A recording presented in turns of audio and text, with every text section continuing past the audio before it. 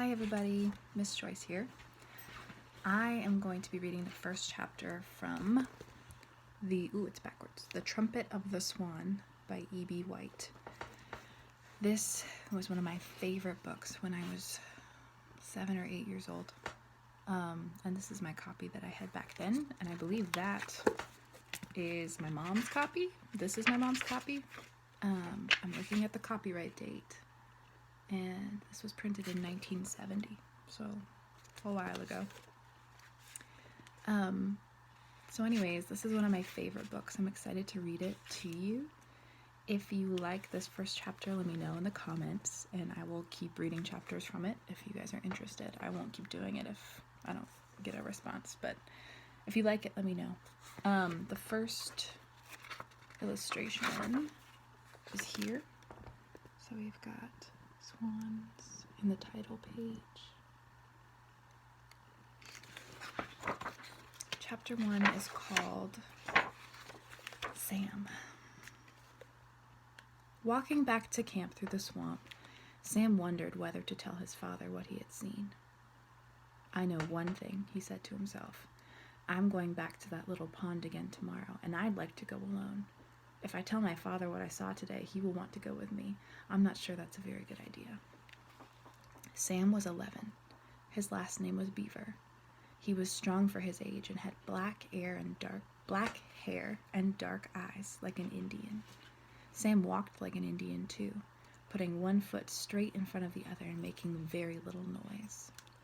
I'm going to pause for a second and remind you what we talked about. When he says Indian here, he means Native American. And you guys know that, here's the illustration while I talk to you. When we studied Native Americans, that they started being called Indians when Christopher Columbus came to North America and thought that he was in India, but he wasn't. He was in North America. And so they started calling Native people who lived here Indians, but we don't call them Indians anymore because they're not from India. They're Native Americans. So he's saying that he walks like a Native American, very quietly. I'm going to keep reading. The swamp through which he was traveling was a wild place. There was no trail, and it was boggy underfoot, which made walking difficult. Every 4 or 5 minutes, Sam took his compass out of his pocket and checked his course to make sure he was headed in a westerly direction. Canada is a big place. Much of it is wilderness. To get lost in the woods and swamps of Western Canada would be a serious matter. The setting of this is Canada. That's the country that's above the United States. As he trudged on, the boy's mind was full of wonder at what he had seen. Not many people in the world had seen a nest of a trumpeter swan. Sam had found one on the lonely pond on this day in spring. He had seen 2 great white birds with their long white necks and black bills. Nothing he had ever seen before in all his life had made him feel quite the way he felt on that wild little pond in the presence of those 2 enormous swans. They were so much bigger than any bird he had ever seen before. The nest was big too, a mound of sticks and grasses. The female was sitting on eggs. The male glided slowly back and forth, guarding her. When Sam reached camp, tired and hungry, he found his father frying a couple of fish for lunch. "Where have you been?" asked Mr. Beaver. "Exploring," replied Sam. "I walked over to a pond about 1.5 miles from here. It's the one we see from the air as we're coming in. It isn't much of a place, nowhere near as big as this lake we're on." "Did you see anything over there?" asked his father. "Well," said Sam, "it's a swampy pond with a lot of reeds and cattails. I don't think it would be any good for fishing, and it's hard to get to. You have to cross a swamp." "Did you see anything?" repeated Mr. Beaver. "I saw a muskrat," said Sam, "and a few red-winged blackbirds." Mr. Beaver looked up from the wood stove, where the fish were sizzling in a pan.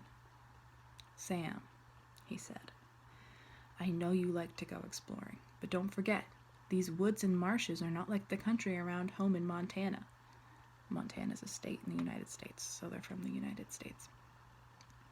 If you ever go over that pond again, be careful you don't get lost. I don't like you crossing swamps. They're treacherous. You could step in a soggy place and get bogged down, and there wouldn't be anybody to pull you out." "I'll be careful," said Sam.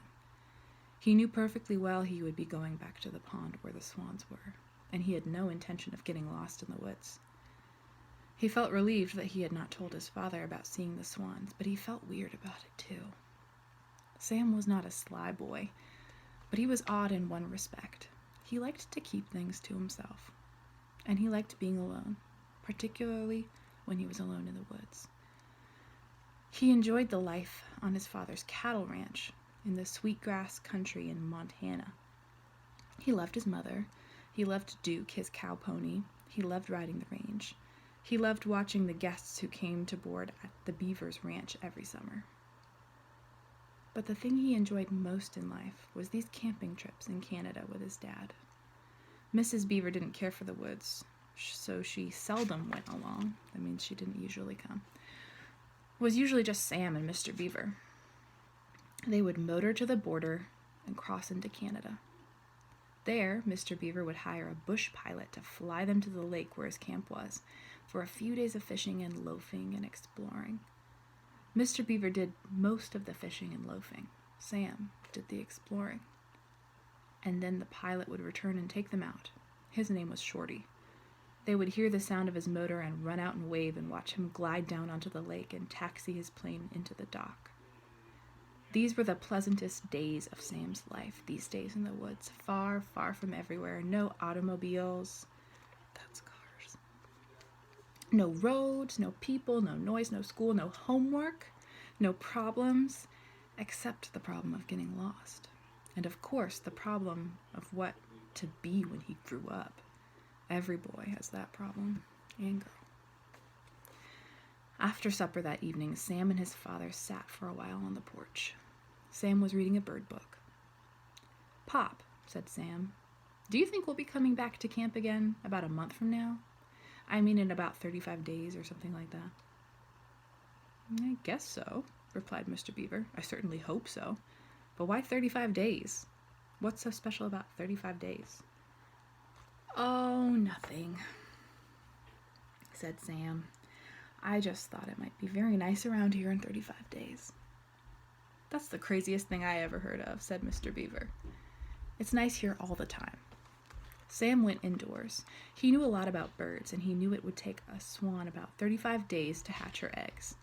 He hoped he could be at the pond to see the young ones when they came out of the eggs. Sam kept a diary, a day book about his life. It was just a cheap notebook that was always by his bed. Every night before he turned in, he would write in the book. He wrote about things that he had done, things he had seen, thoughts he had. Sometimes he drew a picture. He always ended by asking himself a question, so he would have something to think about while falling asleep. On the day he found the swan's nest, this is what Sam wrote in his diary. "I saw a pair of trumpeter swans today on a small pond east of camp. The female had a nest with eggs in it. I saw 3, but I'm going to put 4 in the picture. I think she was laying another one. This is the greatest discovery I've made in my entire life. I did not tell Pop. My bird book says baby swans are called cygnets. I'm going back tomorrow to visit the great swans again. I heard a fox bark today. Why does a fox bark? Is it because he's mad or worried or hungry? Or because he's sending a message to another fox? Why does a fox bark?" Sam closed his notebook, undressed, crawled into his bunk, and lay there with his eyes closed, wondering why a fox barks. And in a few minutes, he was asleep. This is the drawing that he made in his diary. A diary is just like a journal. So that's the first chapter of the book. If you liked it, let me know. If you didn't like it, just don't say anything. And I'll talk to you guys soon.